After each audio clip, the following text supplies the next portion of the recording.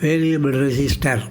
A variable resistor, also known as a rheostat, a potentiometer, is an electronic component that allows the adjustment of electrical resistance within a circuit to control the flow of electric current by varying the resistance in response to manual adjustment.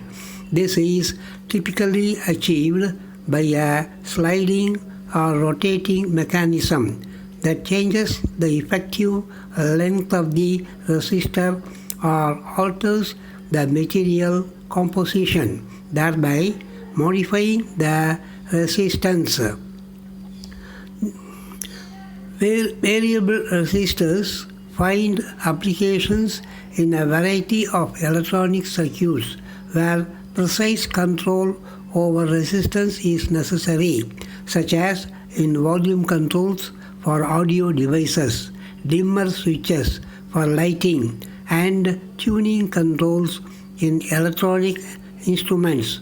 They provide a convenient means for users to fine-tune and adjust the behavior of a circuit according to specific requirements, making them an essential component in many electronic systems.